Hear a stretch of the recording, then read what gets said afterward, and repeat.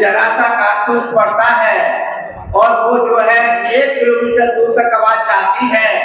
और इस बंदूक में तो मैंने जलपान की बजाय भरपाई करवाया है, सबको भरपेट खाओ, कुछ भी खाओ, तो फिर भी हॉल से आवाज बाहर नहीं जा रही है। ऐसा क्यों, ज्यादा क्यों खाया आपने? अरे आवाज तो लगा दो, से जयकारा तो लगा दो, गुरु जी के नाम का जयकारा जबड़ा लगा दो, उसमें कोई खर्चा नहीं है भैया। बोलिए श्री सतगुरुदेव परम पूज्य गुरुदेव जी, मुद मंगल में समाज हमारे पास बोल रहे हैं प्रेमी भक्तों, अरे यार आज हम इस ज्ञान गंगा में गोता लगा रहे हैं। इस ज्ञान गंगा में जो नहाता है उसका कल्याण हो जाता है, कुछ करना चाहे तो मन निर्मल होता है, अंतःकरण निर्मल होता है इसी ज्ञान गंगा में। और तुम चाहो बद्रीनाथ, केदारनाथ और गंगोत्री जमुनोत्री जाओ, वहाँ केवल 2 ही काम होते हैं, कपड़े का महल और शरीर का महल धोता है, और वरना कुछ होने वाला नहीं है।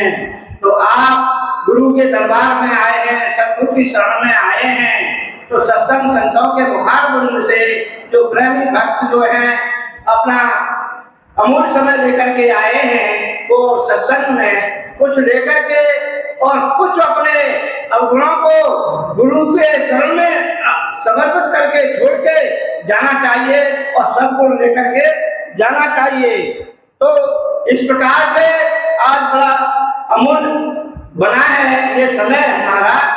तो देखिए सत्संग से क्या होता है, एक जो है एक दिन की बात है कि नारद मुनि और विष्णु भगवान के पास गए। तो विष्णु भगवान से बोले कि भगवान संतों के दर्शन से क्या होता है? तो विष्णु भगवान बोले कि आप अमुक जगह पे जाइए, वहाँ एक गिरगिट है, जो करकेटा कहते हैं, गिरगिट कहते हैं, वो नाक का होता लंबा लंबा होता है, तो वहाँ जाइए, उससे पूछिए। तो जो वह नारद मुनि वहाँ जाते ढूंढते ढूंढते और उस गिरगिट को देखते थे, भमूर सूखा भमूर था, उस पर ऊपर बैठा हुआ था। तो नारद मुनि नीचे बोले और कहा कि गिरगिट ये बता कि संतों के दर्शन से क्या होता है? तो इतना कहा और गिरगिट नीचे गिर गया और उसका शरीर छूट गया। तो नारद मुनि बोले ये तो बड़ा पाप लग गया। विष्णु भगवान के पास गए तो उन्होंने कहा कि भगवान ये क्या करते हो, मेरे को पाप लग रहा है। नहीं, कोई बात नहीं है, आप अमुक बाग में जाइए, वहाँ एक तोता है और वो तोता से पूछिए कि संतों के दर्शन से क्या होता है। तो वहाँ ढूंढते ढूंढते और जो है और नारद मुनि बोले वहाँ पहुंचे और तोता से कहा को भैया तोता ये बता कि संतों के दर्शन से क्या होता है? तो इतना पूछा और तोता भी नीचे गिर गया और शरीर छूट गया।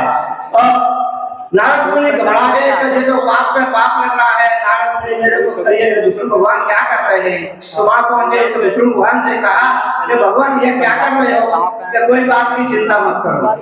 तो अब कि भाई अमुक राजा है और वहाँ राजा के यहाँ एक राजकुमार जन्मा हुआ है, 4-5 दिन का हुआ है, तो उसको जांच करके पूछो कि संतों के दर्शन से क्या होता है। नारद मुनि बोले कि ये तो पक्षी थे, पशु पक्षी थे, नारद वो करकेटा गिरगिट तोता, इन्होंने तो कुछ नहीं कर पाया और ये राजा का मामला है। अगर राजा का राजकुमार से मैंने पूछा और राजकुमार मर गया तो मेरा क्या हाल होगा?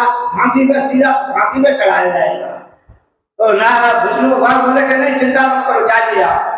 तो वहां पहुंचे धीरे धीरे और राजा के पास पहुंचते और कहते हैं तो राजा साहब कहाँ आपके यहाँ राजकुमार जन्मा हुआ है? कि हाँ भगवान जन्मा, आइए बैठा रहे और चलो हमको दर्शन करा दो। तो सब महल में ले जाते हैं राजा साहब नारद मुनि को और कहते हैं रानी साहब बच्चे को लाओ बाहर। तो रानी लाती है तो उस बच्चे को और नारद मुनि कहते हैं कि हे राजकुमार ये बता कि संतों के दर्शन से क्या होता है? डरते डरते पूछ रहे नारद मुनि के मामला गड़बड़ हो जाए।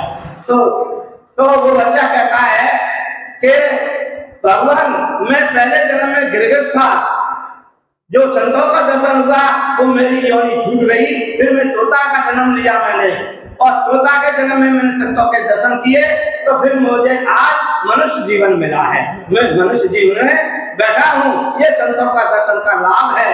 तो ये कहानी तो यह बच्चा कोई नहीं बोलता है, लेकिन कहानी का भाव देखा जाता है कि संतों के दर्शन से क्या होता है।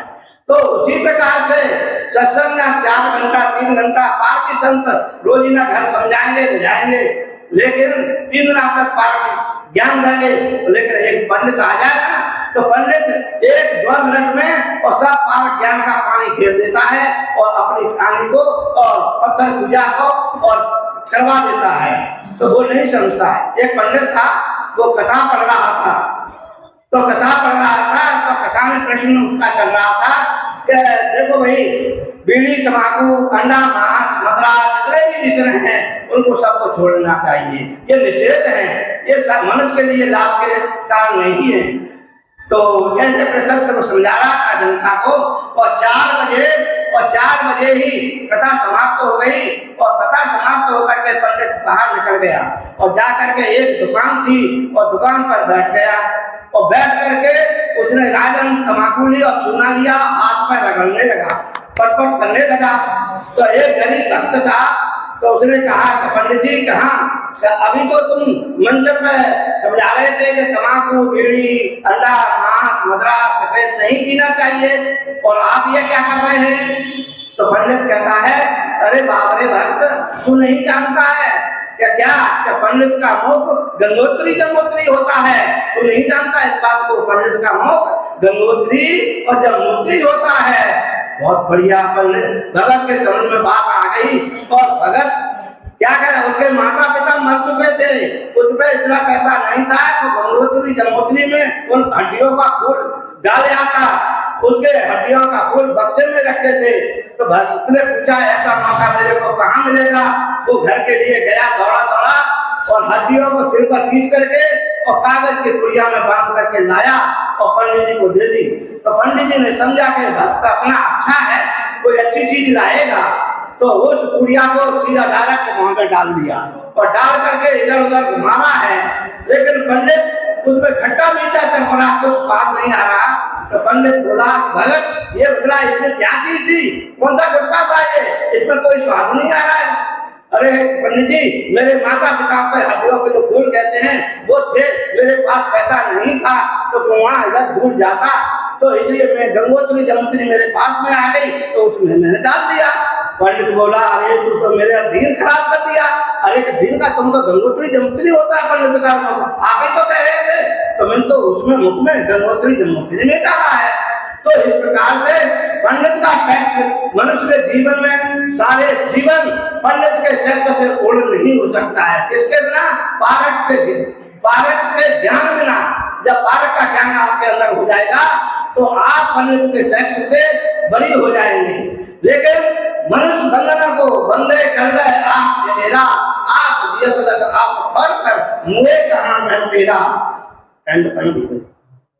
हाँ, तो इस प्रकार से मनुष्य जो है अपने बंधना को अपने आप बांधता है। तुलसीदास कहते हैं, तुलसी गाय बजाए के देत काठ में पान।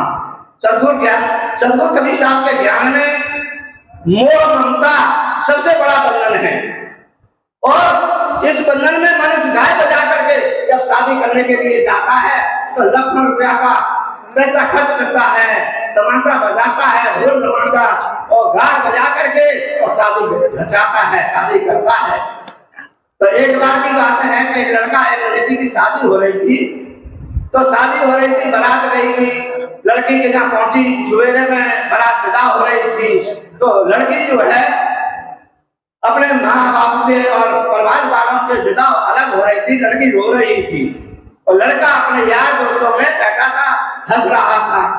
वहां होकर के एक महात्मा जी गुजर रहे थे, जा रहे थे, तो महात्मा जी ने विचार किया कि शादी लड़की की और लड़का की हुई है, और लड़का हंस रहा है और लड़की रो रही है, ये बात क्या है।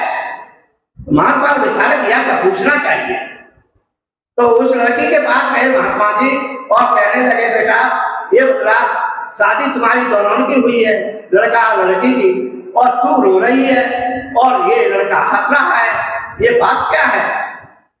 रोना चाहिए था तो दोनों को रोना चाहिए, हंसना था तो दोनों को हंसना चाहिए। कि शादी दोनों की हुई है, एक की नहीं हुई है। तो लड़की बड़ी समझदार थी और उसने बड़ा अच्छा उत्तर दिया और कहने लगे, गुरुजी कहाँ, देखो मेरा रोने का केवल आज ही दिन है, मैं जीवन में आज ही रो रही हूँ और सारे जीवन इसको मैं रुलाऊंगी, क्योंकि ये मेरी मांगों की पूर्ति नहीं करेगा तो सारे जीवन ये रोएगा। तो जानबूझ के काट में दे रहा है, पांव बंधन में पड़ रहा है तो रोएगा कभी, हंसेगा जीवन, रातों दिन कमाई करेगा, पैसा लाएगा, कुछ मंगाएगी, कुछ कहेगी साड़ी 1000 की लाओ, ये लाओ वो लाओ, नहीं लाएगा तो क्या रोएगा बेचारा, कहाँ से मजदूरी लाएगा? मजदूरी 300 रुपया मिलता है, आज कितनी महंगाई है, लेकिन वो बंधनों में पड़ करके और अपने तो बंधन किसने पड़ा? अपने आप ही बंधन उसने अपने ऊपर बंधन उसने अपने आप ही डाला। तो इसलिए आज हमें मनुष्य जीवन मिला है और सत्संग का, पार की संतों का सत्संग मिला है।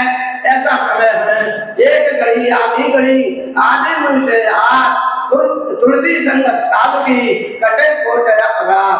अगर एक पलक मारने का भी सत्संग आपकी समझ में आ जाता है तो आपके जीवन की दशा को बदल देता है। और पार्टी सत्य आज सबसे बड़ी बात यह है कि आप पार्टी सदगुरु कवि साहब के ज्ञान से जुड़े हुए हैं और पार्टी संत और सदगुरु मिले हुए हैं, तो ऐसा मौका हमको बार बार नहीं मिलेगा। और ऐसा मौका पा करके अपने जीवन को धन करके और सदगुरु की दरबार में साल में एक बार तो जरूर ही आना चाहिए और गुरु के दर्शन करना चाहिए। बस इतना कह करके मैं अपनी वाणी को विराम देता हूँ। बोलिए श्री सदगुरुदेव की जय।